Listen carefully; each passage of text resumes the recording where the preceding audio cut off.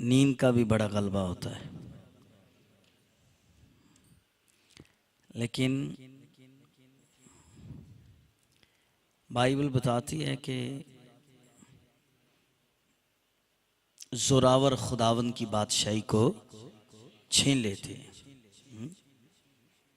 लोग टीवी के आगे बैठे हो, नींद नहीं आती है। शादी ब्याह के मौक़ों पर डीजे सारी रात चलता, नींद नहीं आती है।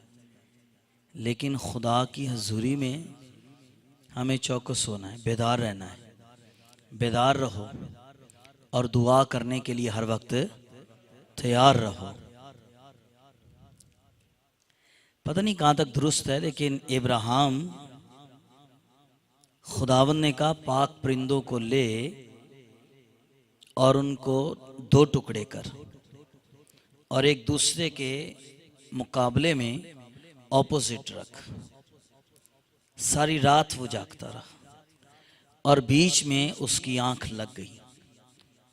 तो जंगली दरिंदे जो थे, जो कुर्बानी का मज़बा बनाया और उसके ऊपर कुर्बानियाँ रखी हुई थी, तो लिखा यह है कि वो परिंदे उस कुर्बानी को खाने के लिए आने लगे और वो उनको हटाता रहा।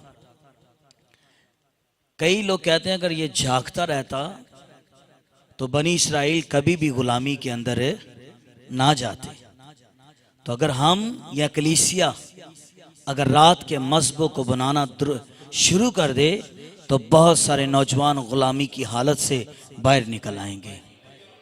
हमने दुआ करनी छोड़ दी है, खुदा ने काम करना छोड़ दिया है। आप बताइए कमी हमारे अंदर है या खुदा के अंदर है? खुदा के अंदर कोई कमी नहीं है। यीशु कल, आज और यीशु अब तक, वो कल अपने कलाम की कुदरत से करता है, आज भी कलाम वही है। आप मुझे बताइए, रसूलों को जो मसा मिला या रसूलों को जो रूहुल कुद्स मिला वो और था, और जो हमें मिला है वो कोई और है। बाइबल तो कहती है सबको खुदावन ने एक ही रूह में से पिलाया। खुदावन ने सबको एक ही प्याले में से पिलाया है। जो नबियों को प्याला रूहुल कुद्स का पिलाया गया, वही प्याला उसने मुझे और आपको भी पिलाया है। सो जरूरत इस बात की है हम अपने आप को और अपने मज़बों को, जो दुआ के मज़बे हैं, हम दुरुस्त कर लें। जो आग मज़बे पर आएगी, जो आग कुर्बानी पर आएगी, तो जो शख्स कुर्बानी चढ़ाने के लिए आया है, जो कुर्बानी आग पर आई है, वो कुर्बानी उस पर भी आएगी जो कुर्बानी चढ़ाने के लिए आया हुआ है। आज दो तीन बातें मैं बताऊंगा। खुदावन यीशु मसीह के अंदर आप कह सकते हैं बेशुमार कुदरत पाई जाती है। उसकी कुदरत में कोई कमी नहीं। मैं समझता हूं उसमें से जितनी कुदरत निकलती है उससे दुगनी कुदरत उसके अंदर फिर आ जाती है। उसकी कुदरत में कोई कमी नहीं। यह हवाला मैंने लूका की इंजील में से निकाला है, उसका 6वां बाब है, आयत नंबर 17, 18 और 19, 3 आयतें। और वो उनके साथ उतरकर हमवार जगह पर खड़ा हुआ और उसके शागिर्दों की बड़ी जुमायत और लोगों की बड़ी भीड़ वहां थी, जो सारे यहूदिया और यरूशलेम और सूर और सदा के बहरी किनारे से उसकी सुनने और अपनी बीमारियों से शिफा पाने के लिए उसके पास आई थी। और जो नापाक रूहों से दुख पाते थे वो अच्छे किए गए, और सब लोग उसे छूने की कोशिश करते थे, क्योंकि कुव्वत उसमें से निकलती थी और सबको शिफा बख्शती थी। दो चीजें, लोग उसकी सुनने के लिए उसके पास आए, पहली बात सुनने के लिए। और अगर आपको इमसाल की किताब का 4वां बाब याद हो तो 4 चीजें, वहां ये लिखा है कि जो कोई इस कलाम को सुनता, ऐ मेरे बेटे मेरी बातों पर अपना कान लगा, उसको अपनी आंख से ओझल होने ना दे और उसको अपने दिल में रख, क्योंकि जो कोई इसको पा लेता है ये उनकी हयात और उनके सारे जिस्म की सेहत है। सुनना और फिर जो कुछ सुना है आगे वही अमल में लाना। लोग सुनते थे यीशु की, सुनते इसलिए थे क्योंकि उसके कलाम के अंदर कुदरत पाई जाती थी। सुनते इसलिए थे, यूहन्ना की इंजील में पढ़िएगा,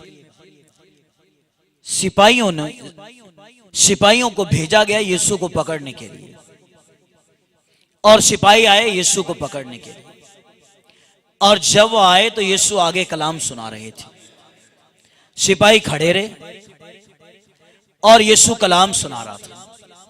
फिर वो सिपाही वापस चले गए और उनसे ये पूछा गया कि आपको यीशु को पकड़ने के लिए भेजा गया था, आपने यीशु को क्यों नहीं पकड़ा? तो सिपाहियों ने आगे पता क्या जवाब दिया अपने भेजने वालों को? उन्होंने ये जवाब दिया कि जब हम गए उसे पकड़ने के लिए तो वो कलाम सुना रहे थे, हमने आज तक कभी किसी इंसान का ऐसा कलाम सुना ही नहीं, इसलिए कि उसके अंदर से कुदरत निकलती थी, इसलिए कि उसके कलाम में से कुदरत निकलती थी। लोग यीशु मसीह के करीब आते थे, उसे छूने की कोशिश करते थे। और याद रखिए, आज शाम यहां पर जमा होना और इकट्ठा होने का मकसद यही है कि मैं और आप खुदावंद यीशु मसीह के करीब और उसके नजदीक आकर उसे छुएं। अगर आज से 2000 साल 16 से भी पहले यीशु मसीह के अंदर कुदरत पाई जाती थी ना, तो आज भी यीशु मसीह के अंदर वही कुदरत पाई जाती है।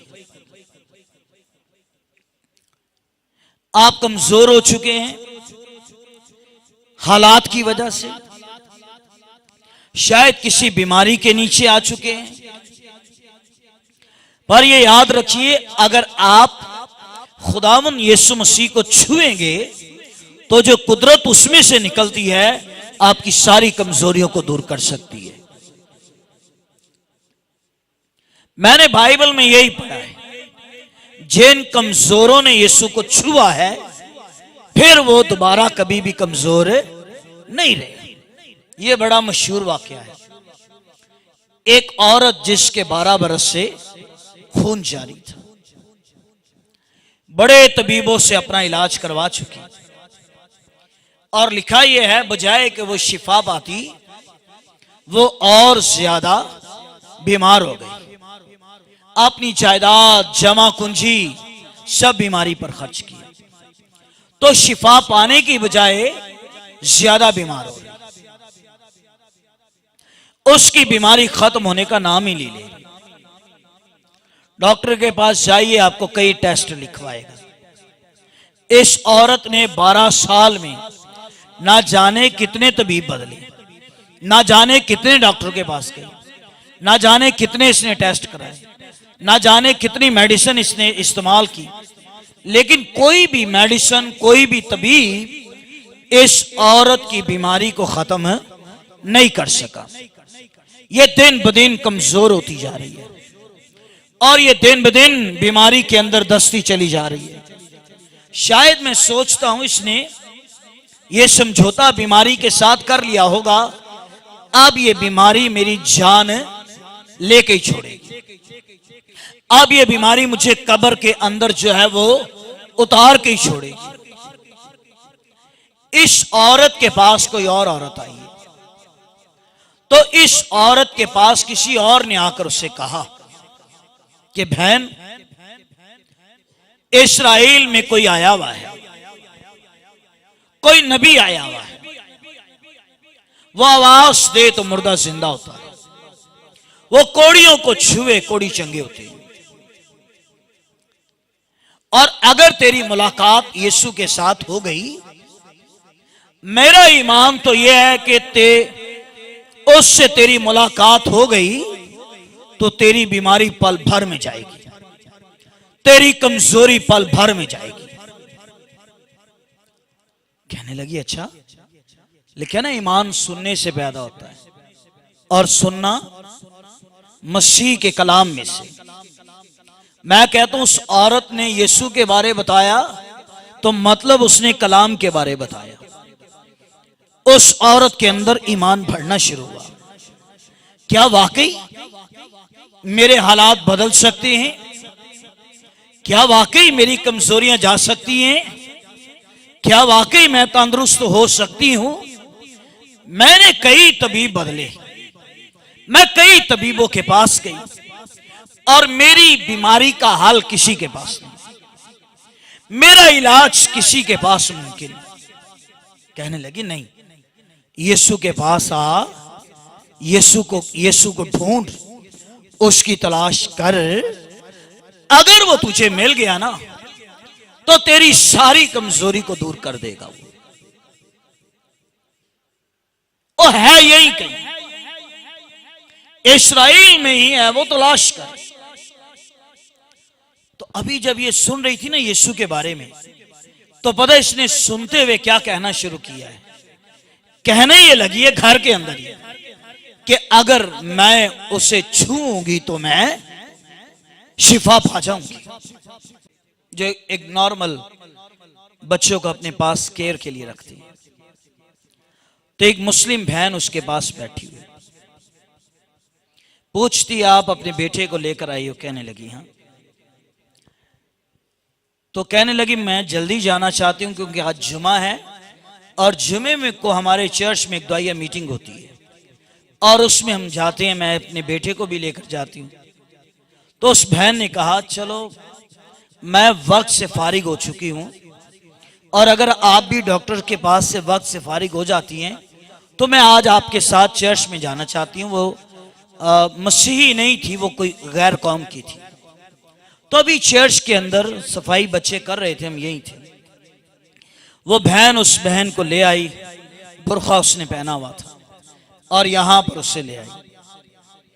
कहने लगी भाई साहब, इस बहन की बात सुनिए, ये बड़ी मजबूर और परेशान है। मैंने कहा बताइए हुआ क्या है? कहने लगी मेरा शौहर किसी और मुल्क में है और खानदान के अंदर मेरे शौहर से लड़ाई है और लड़ाई इस हद तक पहुंच गई है, अब वो कहता है मैं आऊंगा, तुझे तलाक दूंगा, तुझे तेरे माँ बाप के घर छोड़ूंगा, मैं दूसरी शादी करूंगा। और मुझे पता है वो कह रहा है वो ऐसा करेगा भी। आप मुझे कोई दम करें, कोई चीज दें कि वो ये सब कुछ ना करे। मैंने उससे बताया, मैंने कहा बहन ना दम करते ना तावीज देते ना कुछ और करते, हमारे पास तो एक ही हस्ती है, उसका नाम यीशु है और उसका नाम सब नामों से आला नाम है। और आपके खानदान को तबाह बर्बाद और टूटने से अगर कोई बचा सकता है तो वो यीशु ही है। मैंने बाइबल का उससे वाकया बताया कि यीशु मसीह में कितनी कुदरत पाई जाती है। और जब मैं उसके लिए दुआ कर रहा, वो आंसू के साथ रो रही थी और उसने बताया इसी हफ्ते में मेरा शौहर पाकिस्तान दोबारा आने वाला है। यार वो दुआ करवाई उसने, वो चली गई। कहने लगी आपके पास आने से, चर्च में बैठने से, दुआ करने से मुझे बहुत तसल्ली मिली है और मेरा ईमान बहुत मजबूत हुआ है। तो मुझे पूछना याद नहीं रहा ये अगले हफ्ते में के हुआ क्या है। तो फिर उससे अगले हफ्ते वो बहन खुद ही आई और उसके हाथ में कुछ हदिया भी था। तो कहने लगी मैं सिर्फ आपको ये बताने के लिए आई हूं कि जब मेरा शौहर 3 दिन के बाद दोबारा वापस घर आया और उसकी मेरी बातचीत हुई, मुलाकात हुई और मैं हैरान हूं, उसकी सोच इस कदर बदली हुई है। मैंने खुद ही उन्हीं से कहा कि मैंने सुना कि आप मुझे तलाक देने के लिए आए हो और इस रिश्ते को खत्म करने के लिए आए। तो मेरा शौहर मुझे खुद कहने लगा, तू बेवकूफ तो नहीं है?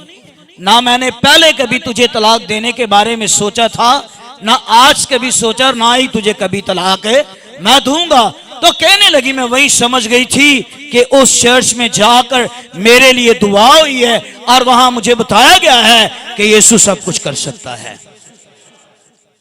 तो बता रहा हूं, उसमें से कुदरत निकलती है। आप बताइए,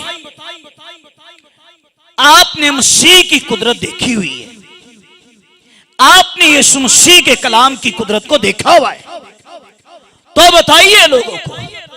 ऐसे लोग परेशान है, मजबूर है, मंशियात की आदि है, जादूगिरी की आदि है। तो जो कुदरत आपने देखी है या जो कुदरत आपने महसूस की है,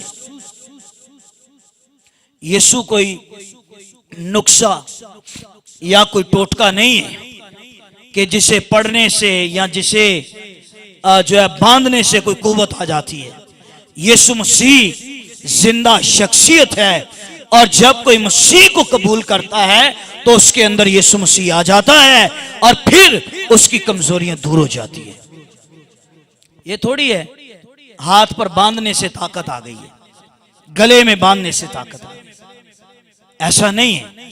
यीशु ने कहा, जो तालीम तुमने सुनी है, पाई है, जाओ सारी खलक के सामने क्या करो, इंजील की मनादी करो, और जो ईमान लाए बाप बेटे रूह कुद्दुस के नाम से उसे बपतिस्मा दो और उसे इन सब बातों की तालीम दो, तो फिर देखो कि मैं दुनिया के आखिर तक हमेशा तुम्हारे साथ हूं।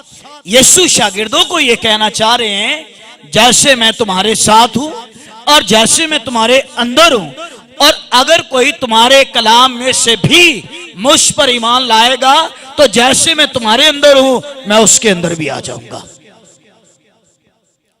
उस औरत ने उस 12 बरस की औरत को यही बताया। कहने लगी, पहन बस कर, तू जितना तूने मुझे यीशु के बारे बता दिया है ना, अब मैं तलाश करूंगी उसे, अब मैं ढूंढूंगी उसे, और अगर मैं उससे मिल गई मैं उसकी पोशाक को छूऊंगी, और जब मैं उसे छूऊंगी मेरी बीमारी, मेरी कमजोरी, मेरे 12 साल का रोग मिनटों में दूर हो जाएगा। जो वो निकली, आगे यीशु जा रहा था, एक बड़ा मजमा था आगे। तो पूछने लगी, ये कौन है? तो लोगों ने उसे बताया कि ये नासरत का नबी यीशु है। फिर उसे मालूम हो गया कि मुझे घर के अंदर अगर किसी के बारे बताया गया वो यीशु के बारे में, और वो जा रहा है, अब मुझे उसे छूना है।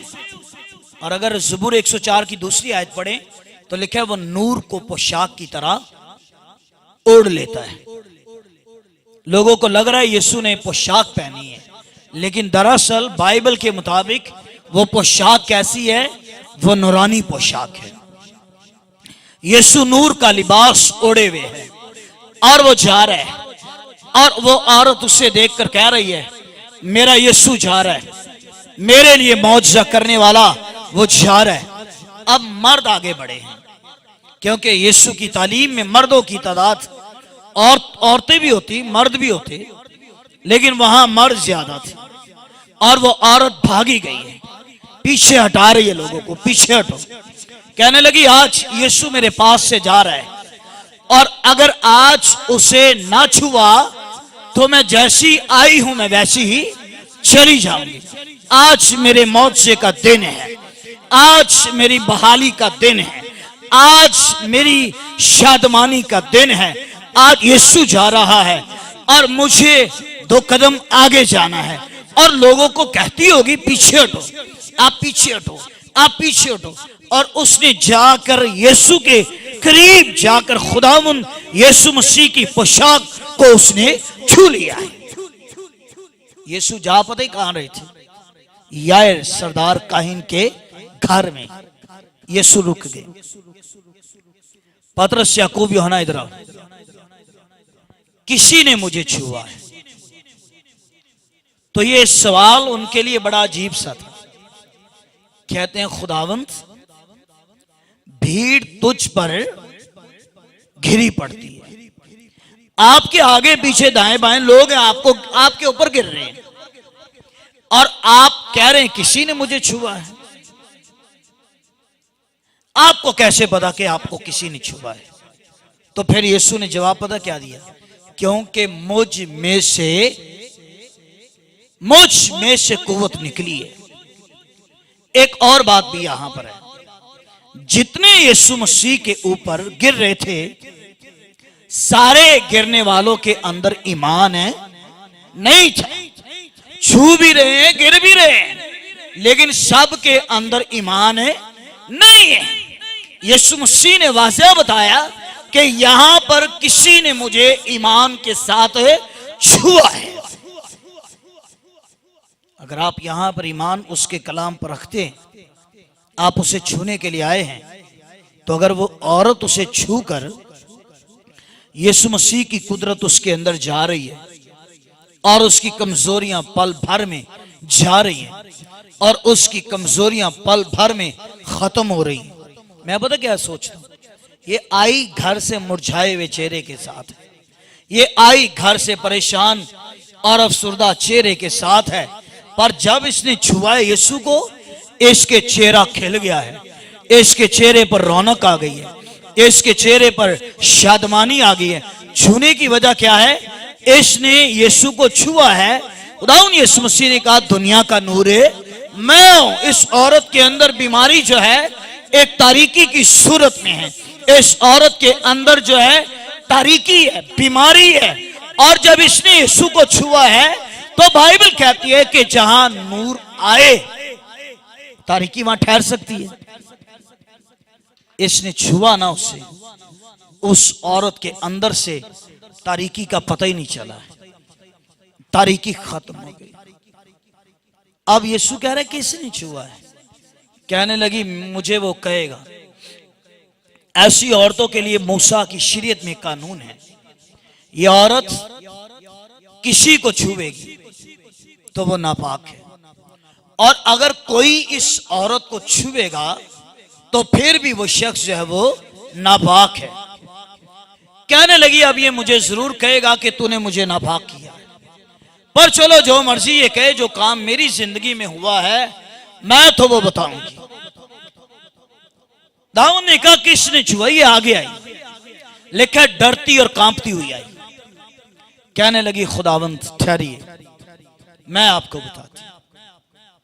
मेरे अंदर 12 साल से बीमारी थी और कई तबीबों के पास गई, किसी से आराम नहीं आया। मैं कईयों के पास गई, मेरे घर में सुकून नहीं आया। मैं कईयों के पास गई, किसी के पास मेरी बीमारी का हल मौजूद नहीं। लेकिन जब मैंने आपको छुआ है तो मुझे कुछ हुआ है, आप में से कोई चीज मेरे अंदर गई है और मेरी बीमारी मेरे बदन से निकली है, मेरी बीमारी मेरे बदन से निकल गई। तो यीशु ने यह नहीं कहा कि तूने मुझे भी नापाक कर दिया है। यीशु ने कभी नहीं कहा। बीमारियों वाले थे, पर यीशु ने जितने भी नापाक बीमारियों वालों को छुआ था ना, उनकी सारी नापाक बीमारियां यीशु मसीह के छूने से दूर हो गई थी। हालेलुया। मैंने बयान सुना, कई नबी आए बीमार हुए, लेकिन यीशु मसीह की सबसे बड़ी कुदरत यह है कि यीशु कभी भी दुनिया में 33.5 साल रहा, तो 33.5 सालों में खुदावंद यीशु मसीह कभी बीमार हुए ही नहीं। 33.5 सालों में कभी सर का दर्द नहीं, कभी ब्लड प्रेशर नहीं, कोई चीज नहीं।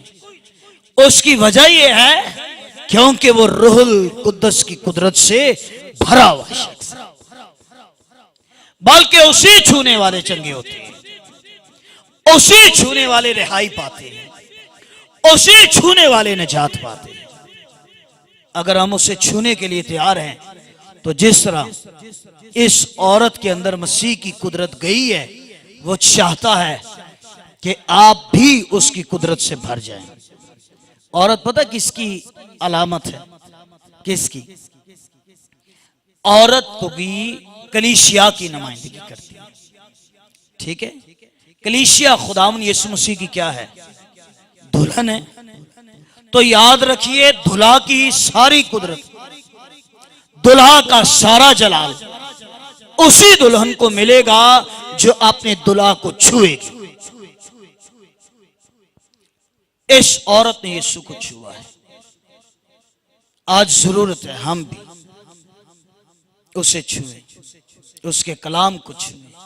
जब आप छुएंगे तो वो आपको भी छुएगा। मौजा दोनों सूरतों में होता है। इस औरत ने यीशु को छुआ है तो मौजा हुआ है। तो कईयों को तो यीशु ने छुआ था तो फिर भी मौजा हुआ है। उसने कोड़ी को उसके आगे गिरा हुआ है और मिन्नत करके कह रहा है, अगर तू चाहे तो मुझे पाक साफ कर सकता है। लोगों ने कहा ये नहीं छुए। शरीयत कहती है नापाक है, ऐसे ना छुए। पर वहां ये नहीं लिखा यीशु ने अपना हाथ हटाया। वहां तो यह लिखा है कि यीशु मसीह ने अपना हाथ उसकी तरफ बढ़ाया और छुआ यीशु ने। मैं कहता हूं खुदावंद हमारे घरानों को छुए, हमारे दिलों को छुए, हमारे बच्चों को छुए, हमारे बिजनेस को छुए। हालेलुया। वो बिजनेस को छुए, आपके घर को छुए, आपकी आसूलात को छुए और आपकी जमा पूंजी चाहे थोड़ी है या ज्यादा है वो उसे भी छुए। और जब वो आपकी जमा पूंजी को छुएगा तो 5 रोटियां 2 मछलियां 15,000 लोग खा भी ले तो फिर भी 12 टोकरे बच जाते हैं। ऐसा वो कर सकता है। तो जो कुछ आपका है उसके सामने ले आइए, उसकी हजूरी में ले आइए। काइन और आबेल हदिया ले आए और उसने काइन के हदिये को क्या किया? काइन के हदिये को उसने नामकबूल किया, लेकिन हाबिल के हदिये को उसने कबूल किया। और हाबिल इसलिए वो कबूल किया गया क्योंकि वो खुदा के गज़ब को बैलों बकरों बछड़ों की कुर्बानी से वो ठंडा कर रहा है। और काइन अपने जमीन के पैदावार फलों को लेकर आया है, जिससे मुराद ये है अपनी नेकियां, अपने काम उसकी हजूरी में लाया है। अपनी नेकियों से नजात नहीं है। अगर नजात है तो लहू के वसीला से, अगर नजात है तो खून के वसीला से। और मेरे और आपके लिए जो खून बहाया गया है वो खुदा के बेटे यीशु मसीह का है। लाइए उसके हुजूर में कि खुदावंद से छू। जब वो छुएगा तो आप देखेंगे कि आपका खानदान, आपकी जिंदगी, आपका घराना, ये सब कुछ तब्दील हो जाएगा। आमीन। आइए अपने सरों को झुकाएं। हमारे पास